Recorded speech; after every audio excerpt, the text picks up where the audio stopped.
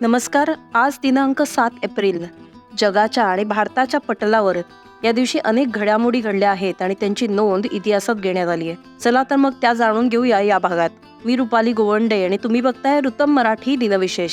7 April 1920 रोजी भारतीय शास्त्रीय संगीताला जगभरात खऱ्या अर्थानं ग्लॅमर मिळवून देणारे सतार वादक पंडित रविशंकर यांचा जन्म उत्तर प्रदेशातल्या वाराणसी इथे झाला. भावंडांमध्ये सर्वात लहान असणाऱ्या रविशंकर यांना लहानपणापासूनच संगीताची आवड होती. पंडित रविशंकर यांना पाश्चात्य देशांमध्ये भारतीय संगीत लोकप्रिय करण्यासाठी विशेष ओळखलं जातं. सतार वादक असल्यानं पंडित रविशंकर यांचं त्यांच्या सतारीशी तितकंच अतूट नातं होतं. जेव्हा ते जगभरात कुठेही शो साठी जात असत तेव्हा त्यांच्यासाठी विमानात 2 जागा ठेवल्या जात असत. एक जागा पंडित रविशंकर यांच्यासाठी आणि दुसरी त्यांची सतार ठेवायला. पंडित रविशंकरांनी ज्या ज्या क्षेत्राला स्पर्श केला त्याचं त्यांनी सोनं केलं. त्यांनी सिहेंद्र मध्यम, अबोगी, जनसमोहिनी यांच्यासारख्या दाक्षिणात्य संगीतातले राग हे हिंदुस्थानी वाद्य संगीताच्या कक्षेत आणले.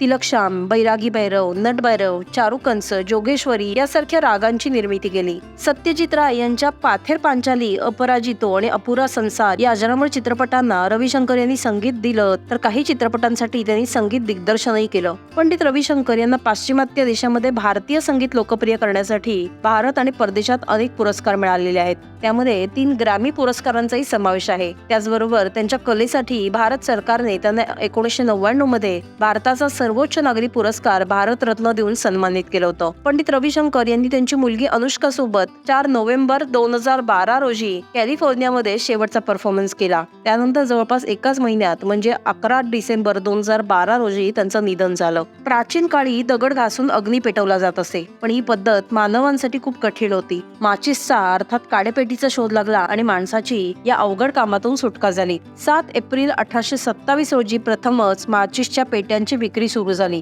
1827 मध्ये ब्रिटिश शास्त्रज्ञ जॉन वॉकर यांनी याचा शोध लावला होता. अँटीमनी सल्फाइड, पोटॅशियम क्लोराइड आणि स्टार्च हे प्रथमतः माचिसच्या काड्यांवर वापरण्यात आलं. तसा मॅच स्टिक्सचा इतिहास जुनाच. 5000 वर्षापूर्वी प्राचीन इजिप्तमध्ये सल्फरमध्ये बुडवलेल्या पाईनच्या लाकडाचे छोटे तुकडे काडेपेटीसारखे वापरले जात असत. युरोपमध्ये माचिसचं उत्पादन सुरू झाल्यानंतर जवळपास 100 वर्षांनी भारतामध्ये माचिसचं उत्पादन करण्यात आलं. भारतात प्रथमच जपानी स्थलांतरितांनी 1910 मध्ये कोलकात्यामध्ये माचिसच्या या काड्या बनवण्यास सुरुवात केली होती.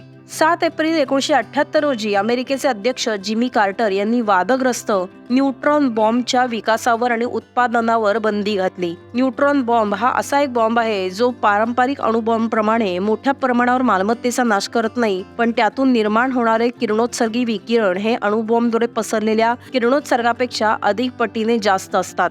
जीवित आणि मालमत्तेची हानी कमी करण्यासाठी आणि शक्य तितक्या लोकांना मारण्यासाठी हा न्यूट्रॉन बॉम्ब काम करतो. अमेरिकन शास्त्रज्ञ सॅम कोहेन यांना 1958 मध्ये शोध लागलेल्या या न्यूट्रॉन बॉम्बचे जनक मानले जाते. जागतिक आरोग्य संघटना अर्थात WHO ची स्थापना 7 एप्रिल 1948 रोजी झाली होती. हा दिवस जगभरात आज जागतिक आरोग्य दिन म्हणून साजरा केला जातो. जागतिक आरोग्य संघटनेचे मुख्य कार्य जगभरातील आरोग्य समस्यांचं निरीक्षण करणं आणि सदस्य देशांना त्यांचं निराकरण करण्यास मदत करणं हे आहे. जागतिक आरोग्य संघटनेचे 194 सदस्य देश आहेत, तर 2 सहयोगी सदस्य आहेत. संयुक्त राष्ट्रांचं हे एक विशेष युनिट आहे. दरवर्षी जागतिक आरोग्य दिन वेगवेगळ्या थीमनी साजरा केला जातो. यावर्षीची थीम आहे माय हेल्थ माय राईट, अर्थात माझं आरोग्य आणि माझा अधिकार. 7 एप्रिल 2000 रोजी दिल्ली पोलिसांनी करोडो रुपयांच्या क्रिकेट मॅच फिक्सिंग आणि बेटिंग रॅकेटचा पर्दाफाश केला होता. यामध्ये दक्षिण आफ्रिकेच्या 5 खेळाडूंचा समावेश होता. दक्षिण आफ्रिकेच्या क्रिकेट संघाचा तत्कालीन कर्णधार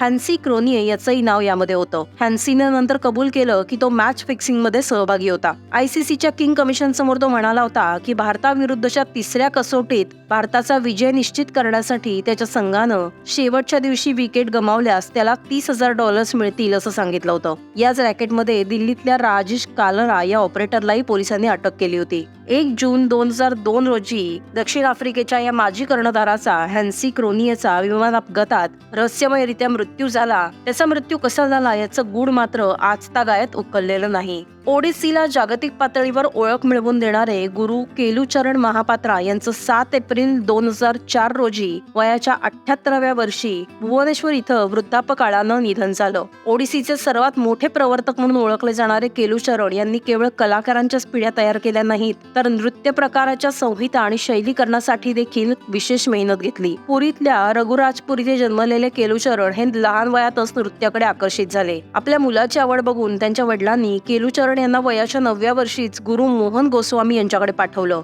जिथे त्यांनी अभिनय, मूकाभिनय, गायन, तालवाद्य आणि रंगमंचाचे धडे घेतले. 1946 ते 1952 पर्यंत केलुचरण यांनी कटकच्या अन्नपूर्णा बी थिएटर ग्रुप सोबत काम केलं आणि नर्तक, तालवादक आणि नृत्य दिग्दर्शक म्हणून स्वतःची ओळख निर्माण केली. मात्र त्यानंतर 80च्या दशकात केलुचरण यांनी एक कला विकास केंद्र सोडलं आणि देशभरात विविध शहरांमध्ये दौरे करत नृत्य प्रकारांचा प्रसार केला. केलुचरण मोहपात्रा यांना त्यांच्या सांस्कृतिक आणि कलात्मक कामगिरीसाठी भारत सरकारकडून 2000 मध्ये प्रतिष्ठित पद्मविभूषणसह अनेक पुरस्कार मिळाले आहेत. तर हे होते आजचे अर्थात 7 एप्रिलचे दिनविशेष. रोजच्या दिवसाच्या वेगवेगळ्या घडामोडी सांगणारे हे दिनविशेष तुम्हाला आवडत असतील तर नक्की आमच्या या व्हिडिओ खाली तुमची प्रतिक्रिया नोंदवा आणि आमच्या रुतम मराठीच्या YouTube चॅनलला लाईक करा आणि सबस्क्राईब करा.